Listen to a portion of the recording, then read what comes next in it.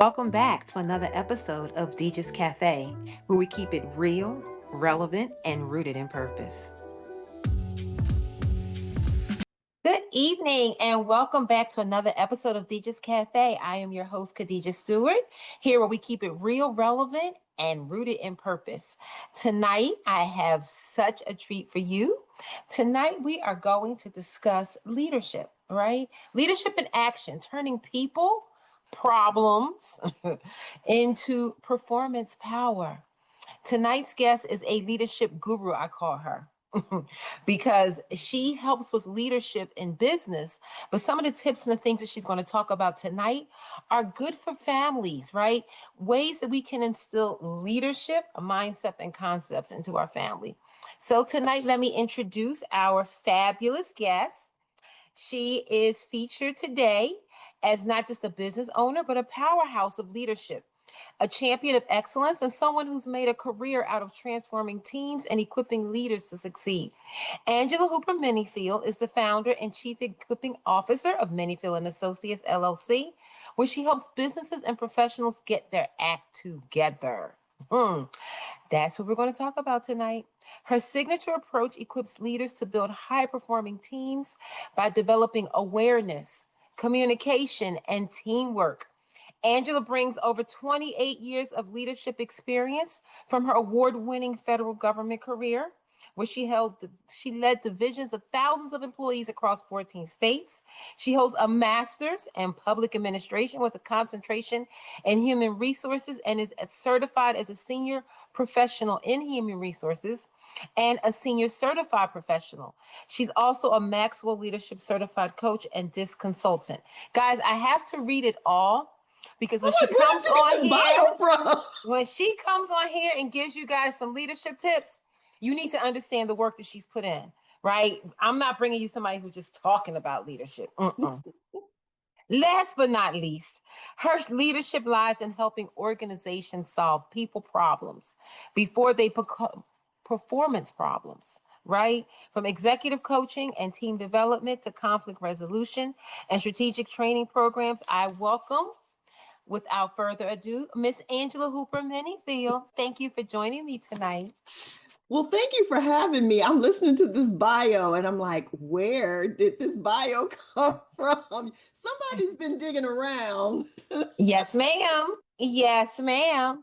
Welcome, welcome. I'm so excited to have you here on DIJAH's Cafe because we deal in not just business, but also scholastics. But a lot of times people don't understand that leadership starts in the mindset. Would you agree? Oh, I would agree. Well, I believe everything starts at mindset, to be perfectly honest with you. Mhm. So, what does it mean to lead when you're building a business from ground up? So, we have our mindset together, but now we have a business and we're starting from scratch as a business owner because we're going to start with the business part first. We'll get to Okay. the personal later. Like they always say, take care of your business first and then you have fun. Do what we got to do so we can do what we want to do. That's right. So, I'm starting a business. What does it mean? What does that look like for me in my mindset? Well, mindset is, I think, the impetus or the foundation for everything that we do. And I think many of us have heard quotes such as a man thinketh, so is he, or the quote that says, whether you think you can or you can't, you're correct. So, all of these things, what it's really telling us is what we think or what we believe is going to play a big role in what we achieve. And Mm. so, if I'm looking to start a business, part of it is the awareness that in order to even have the concept, it started in your mind. Like everything that exists existed in a mind before it existed physically. Mhm. So, I'm sure, I'm sitting in my desk chair. I know you're sitting in a chair in DJ's Cafe. Mhm. But before either of these chairs were built, somebody had a concept and like, oh, I'd like to make a chair with this design, this comfort level, yada, yada, yada. Then they probably put it on paper, drew it, sketched it out or some form of fashion. And at that point, it conceptualized into a real thing. And so that's the same thing with a business. Something gets downloaded to us from our source of higher power. And whatever that thing is, we think about it, it's in our mind, and then it's our job to turn that concept into a functioning business. The belief that it'll be successful, the awareness of what its potential can be, all of that is going to be stored in our mindset. So then I'm not used to leading, right? I Hmm. have this business idea, but I really have never had a job in leadership before. Okay. I haven't had to manage people before. And now I have to hire people. Mm. What's one, maybe three things that I should check myself about, and knowing that this isn't something I'm really good at or have I don't even know if I'm good at it or not, right? Okay. Because I don't have experience in it. Mhm. What are three things that I should kind of check myself on? Well, the first thing would be separating the difference between leading and holding a leadership position. Mm, Because what's happening is many of us convince ourselves that we don't have that capacity, or even use the term, we haven't done it yet. But leading is about influence, not about title and position. So the truth of the matter is, the 5-year old has led. mm, One kid wants to go left and play with the building blocks, or, the a car set or something, and another child wants to go play on the swings. Somebody says, well, I think we should do this, and here's why. And then everybody follows. Guess what? They just led or influenced the community to do what they wanted to do. Or they cast a vision and say, I actually see us eating first. And then everybody goes and go to snack time. So I say all that to say, sometimes we don't think about that transferable experience. The fact that we've been leading in our homes, leading in our communities, leading in our families. And I so believe too, Khadijah, that the highest level of leadership is self-leadership. So even if none of those other things happen, guess what? You led yourself, because that's how you got here.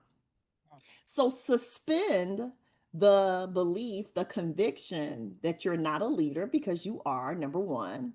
And this is my cup, and I didn't even think about it when I got it, but this is one of my quotes, right? I believe there's she bought it to the cafe. yeah, I Yes, got a cup of ma'am. coffee. I knew we was coming to the cafe. That's right, ma'am. Yes, yes, yes, yes, yes. But I so believe there's a winner in everybody, but I also would add there's a leader in everybody. So I don't Mm. subscribe that leaders are born, they're built, but we all do it. So that would be number one. Now, the second part of the question, I want to hire people. Having the awareness that we lead more effectively when we're authentic, and Mm. authenticity taps into being in alignment with our beliefs, our values. And so, as a business owner, even if you haven't taken the time perhaps to write out a vision statement, maybe you don't have your core values all listed, but I bet if I were to ask you, like, tell me the personality of your business, or what, how do you want people to feel once they've had an interaction with your business?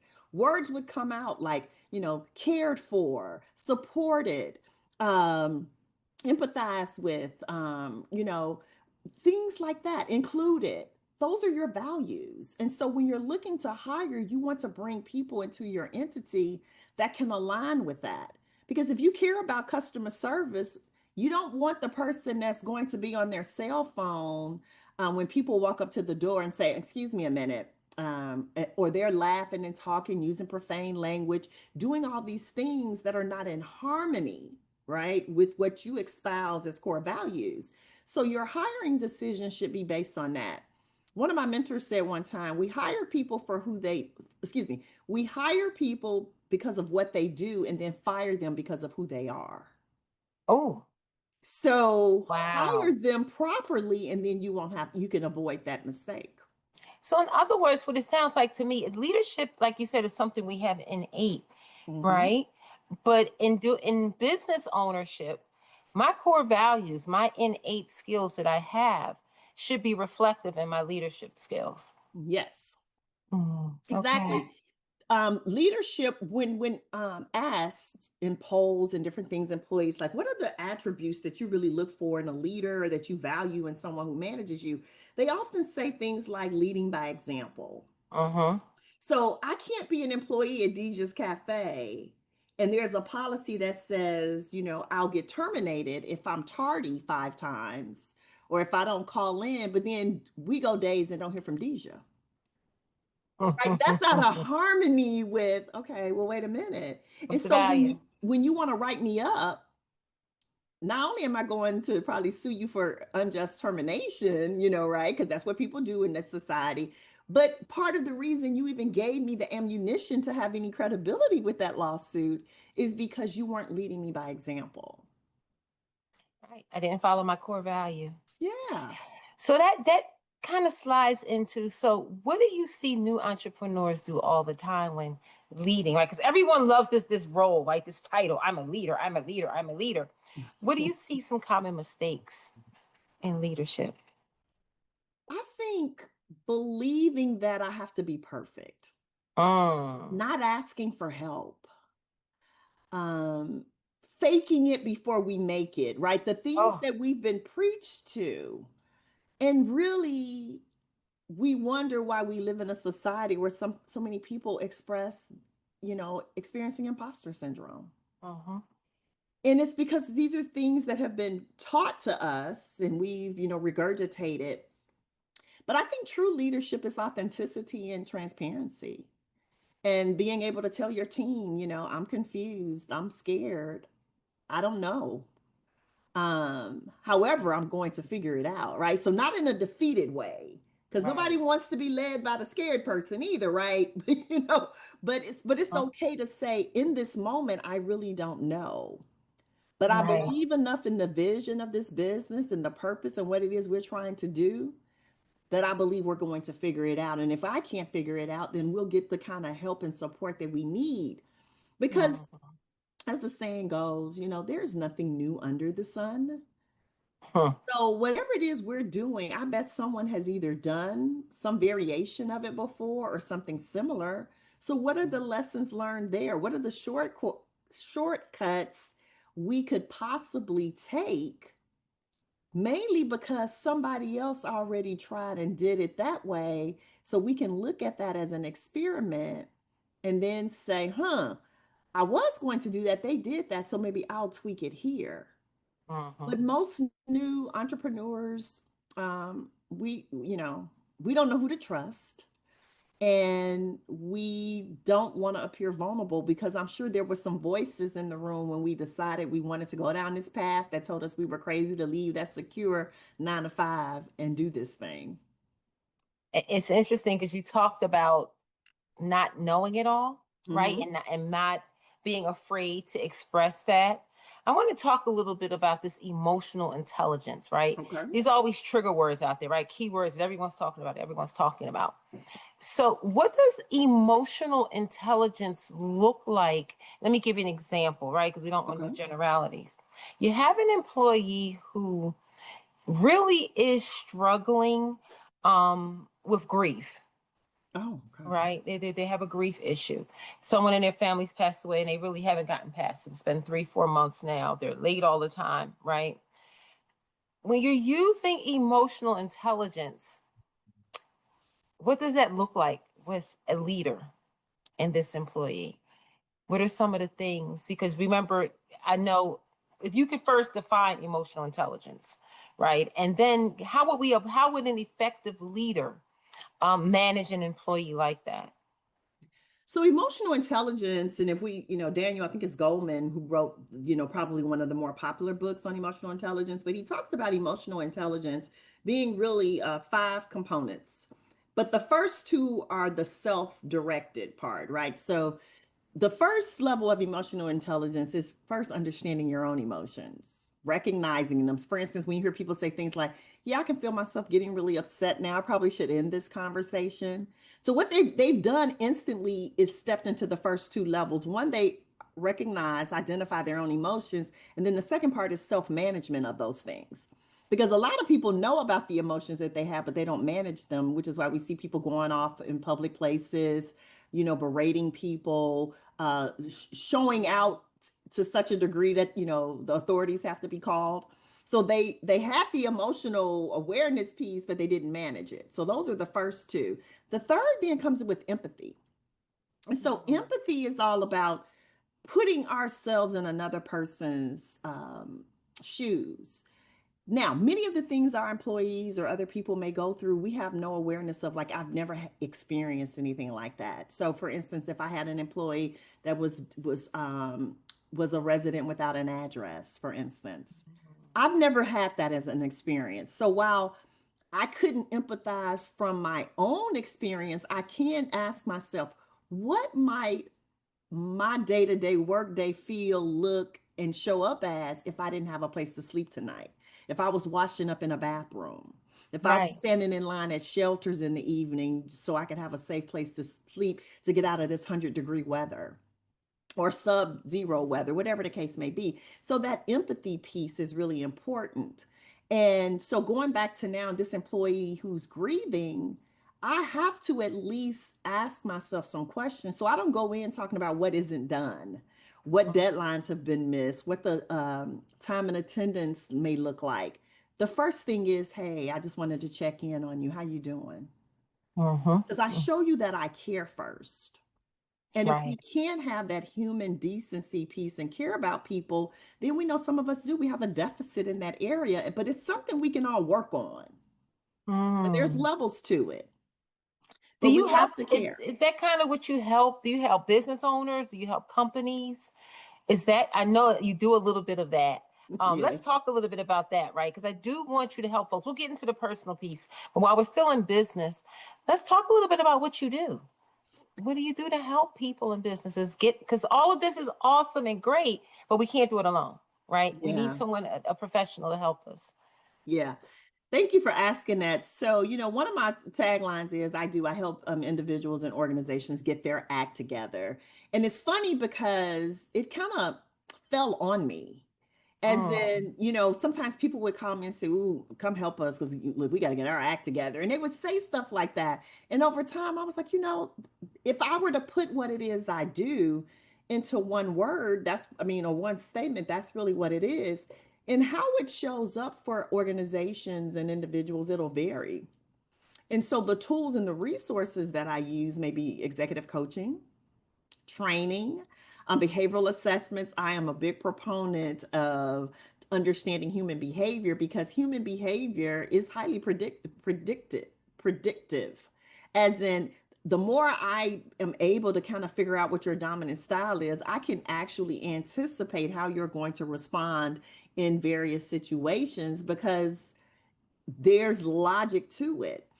But keynote speaking, training, workshops. I work a lot with boards and nonprofits, with retreats.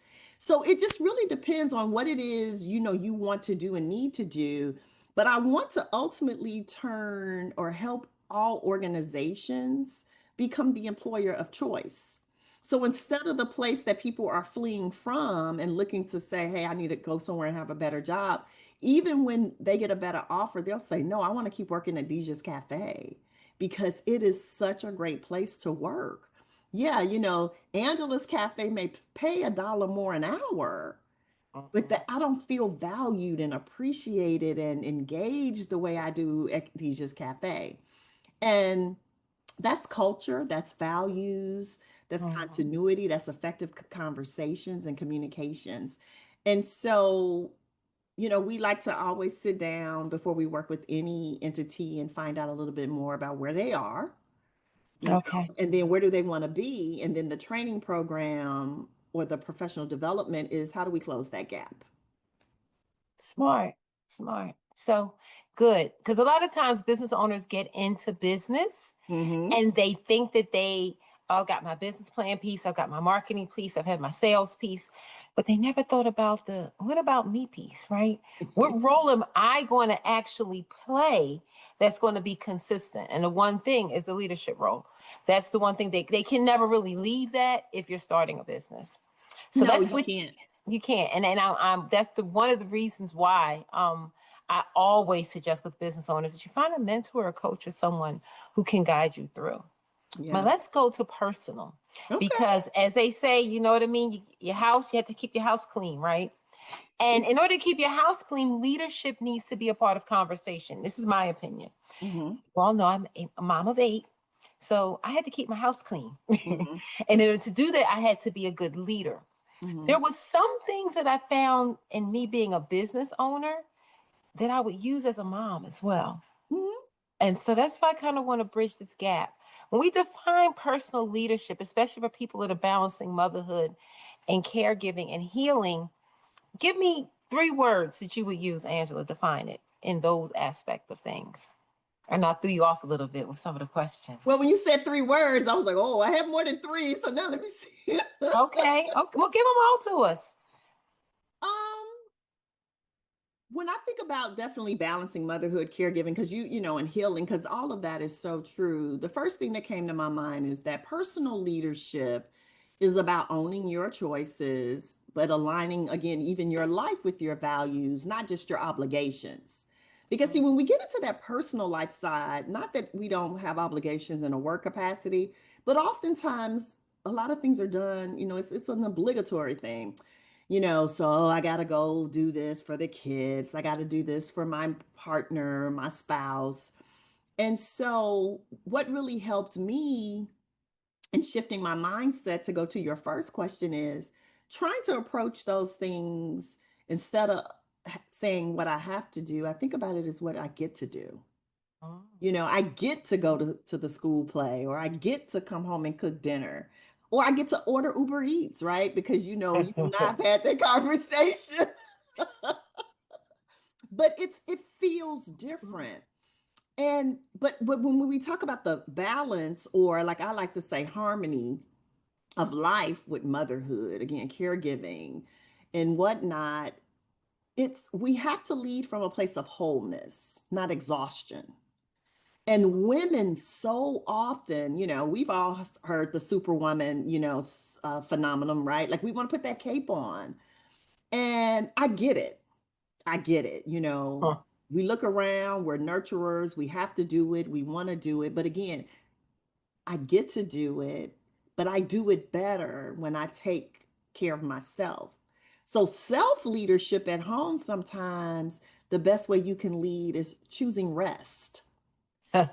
Sometimes the best way we can lead at home is asking for help. But, and then in work, sometimes we struggle with delegation. And I bet Mhm. if we take that mirror and bring it home, we would Mhm. see those same leaders struggling with delegating at home. We'll just say, oh, I'll just forget it. I'll do it myself because I can do it quicker. And that's probably true. Right. But we're Right. not really serving people to their highest good or ours when we do that.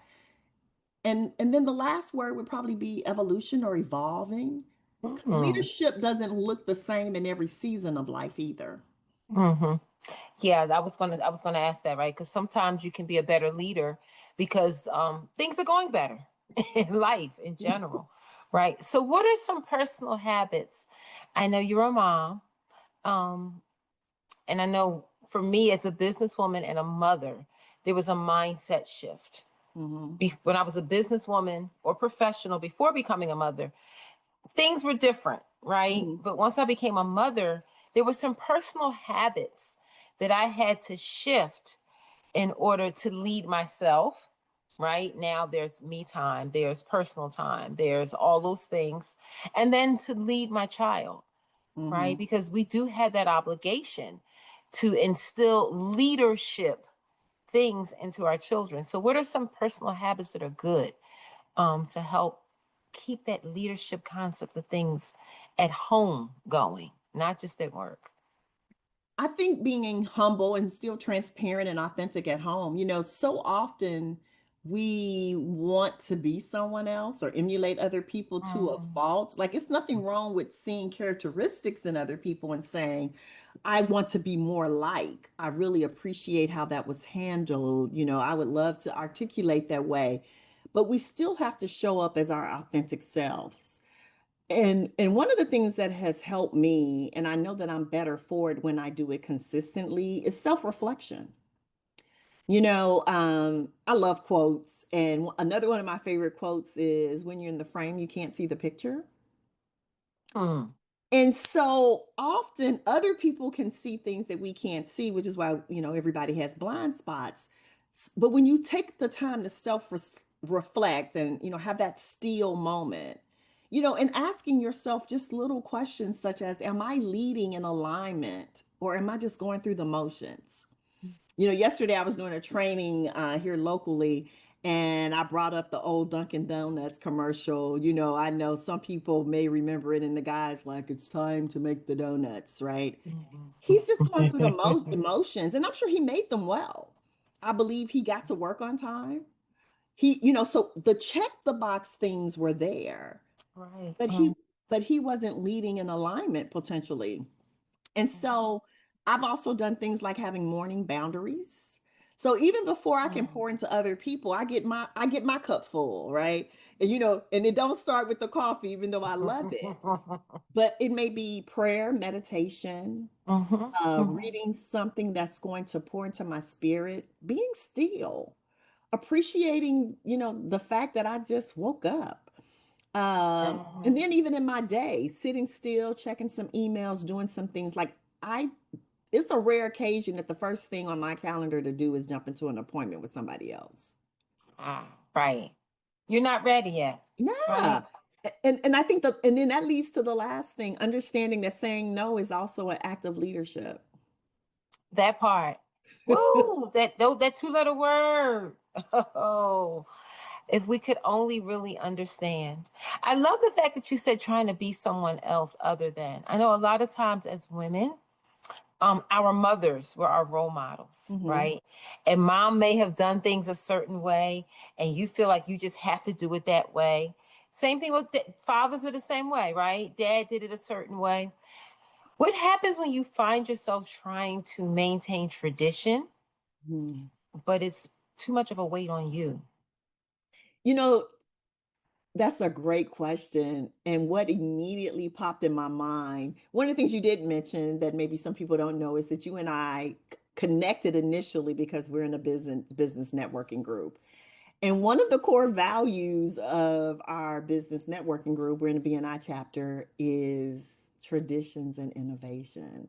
So, Mhm. right when you ask that question, I'm like, you know what? Traditions are great, but let's be innovative with it because the way mama did it or the way daddy did it served them. So, just like earlier, we talked about leadership doesn't look the same in every season, nor does anything else. So, while it's okay to honor the traditions that have been passed down, it's okay. I like to use the phrase to make it our own. Uh-huh. So, my mom was a stay-at-home mom, and I love the fact, Khadijah, that no matter what happened at school, my mom was always there. Mhm. If our class needed a chaperone for a trip, my mom could always do it. Like my Right. mother was ever present. Mhm. So fast forward when I had my daughter almost 30 years ago, and I entertained even like, do I want to stay at home for a while? Unfortunately, it got real clear to me that I was in a relationship, a marriage that saw me as a second class citizen, so to speak, right? And so then I got concerned that, what would be that example? I want my girl to know that she can do whatever she wants to do, including stay at home. And so that became my charge. But I also incorporated the tradition of my mom. My daughter will tell Okay. you, I don't think a 2-week window went past when I wasn't at school having lunch with her. I Oh. chaperoned trips. I was at every awards program. The first thing I ever missed, she was 16 when she got inducted into the National Honor Society. And I cried, Khadijah, because that was the first thing I had missed. And I had been in a car accident. So I had a legitimate reason. Yes. I still cried. Definitely. I cried because Wow. I was like, I've never not been at anything. So this Yeah. was me carrying on the tradition of my mom, but I was a full-time employed person managing 4,000 employees at the time Mm. that she was getting inducted into the Honor Society. But I made sure that no matter how I excelled at work, that none of those things were more important than she was. I love that. I love, and we talk about work life harmony. Mhm. Right. And I think that was a perfect example of that, right? Where, yeah, you managed your job, you managed your responsibilities at work, but you allowed your personal life to be person, right? To be make Mhm. you a person. I think sometimes we forget that leaders are just that, right? We have all of these great leaders in the past that we look up to. And then, sometimes there's some bad things that come out in their story and their history, but we forget they're people too. Yeah. If we make a boo boo, we don't want everyone to kind of get upset about the fact that we did that, right? What advice would you give someone who's the strong one in the family or community, but secretly tired? Been there, done that. Hmm. So I'm the strong one in the family. And I know for a fact about 4 years ago that I just remember being at such a low point that I just was, how did I get here? Mm. And I didn't mean my physical location, right? Not where the GPS on my phone said I was, but it was like, how did I build this? Because wherever we are, we played a big role in it. Maybe not the entire role, but some of the things we allowed, some of the things we condoned, some of the things we kept silence on. So what I would say is strength doesn't mean silence, and we're allowed to be tired. Really? Yeah. Oh, I don't have to be on point every day. No. I don't have to smile and be happy every day. Yeah. It's so funny because I was even it had gotten so bad, Khadijah, that I had frozen shoulder. And I Mm. couldn't even lift my arm a little bit. I could barely get dressed. I was seeing an orthopedic. I was a day from surgery and I changed my mind at the last minute. And what I Mm. came to really realize is, and which is why I so love coaching as a coach myself, but and I'm a coach who has a coach. But I remember my coach said, do you realize that you shoulder all the problems in your family? Mm. And that this is a metaphysical thing beyond just what's happening with your shoulder. Because when I started to clean up some things in my life, my arm movement came back. I never had surgery. See?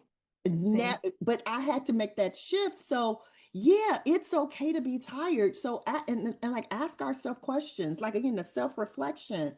What do I need that I'm not asking for? Because we're Mm. giving and we're giving and we're giving. Oh. And then, we all hear the analogy like put our mask on first because you cannot pour from an empty vessel. So we have to normalize receiving help. And then, of course, I think we have to build spaces where we don't have to be strong, just human. And for some of us, that's with our sister friends, right? It's just getting together with your girls. And, I built a community, Sisterhood of Successful Women, where we can be celebrated and not just tolerated, you know, Yes, ma'am. and that has just been like a godsend to me. Hmm. So find community. We need community. Mhm. Leaders need community. Am I getting that from you? Yes, leaders need community, even in the professional realm, because we have a heavy load to carry. When you're the leader, not a leader, but the leader, and those are two different things, right? Because everybody is a leader, but in Hmm. certain settings, there is the leader, the person, whereas the saying goes, the buck stops here. Hmm. And that's a weight. Every decision you make for your business affects everybody who is serviced by your business, Right. everyone who works in your business. And when they are stressed or they are unhappy or they're afraid about job security, then they take that home. So now your decision affected the people who live with them. So the weight of leadership is not for the faint of heart. Not at all. However, however, what we do know is we can build a community with other leaders like us so we can uplift, encourage, and support each other. I And in love that way, that we don't have to burden our collaboration. teams. I love the collaboration concept. So, if you can, Angela, this was so great. Thank you so much. Thank you so much. I want you to leave 3 words, just 3 words. I know it's a lot, Mm. that a leader can keep in their mind when they go out the day? I know for me, there's certain words that I may say to myself over and over again just to kind of give me the extra push sometimes. Mhm. Right. But what are just three words to keep in mind, to think about when going throughout their day? So I adopted this acrostic move, and so that's what I thought about. Mindset we've already covered because, like I said, everything starts with mindset. Then it's all options. Mm, No matter what's happening, we got options, right? And sometimes we feel backed in a corner, but trust me, there's always an option. The vision. okay. The leader has to have a vision, otherwise, where we're going. And then E, you got to execute. Can't be afraid to do it, right? Not You got to afraid. do it, and Can't be and afraid. be, yes, and be okay with even failing forward. But we got to execute. Hmm. Very important. Angela, oh my gosh. Thank you so much. So, where can I find you? Where can we locate you? What platforms are you on? Where are you? Well, I am on all the major ones, X, Facebook, Instagram, definitely LinkedIn. You can go to my website, www.menifieldsandassociates.com, and Menifield is spelled like it is in my name here. Um, and I would just say, yeah, follow me on my social platforms. I got a lot of new stuff coming out this fall. This is going to be the fall and winter of a lot of opportunity and things that I just feel has been laid on my heart to memorialize and be able to share Mm. with people at a greater level. So yeah. Building more leaders in 2026. Yay. Yes. So excited. Well, thank you so much for joining me this evening. Everyone watching, like, share, or let someone know about this. And definitely check out Angela Hooper Menifield. You can see her, like she said, at her website. She is also, as we did not mention, my BNI Matrix. She is the chapter president. So she is definitely leading us there. And have a good evening. Don't forget always, develop it just as it happens. Take care. Thank you for joining us for another episode of DIJAH Cafe. See you next time. And remember always, develop it just as it happens.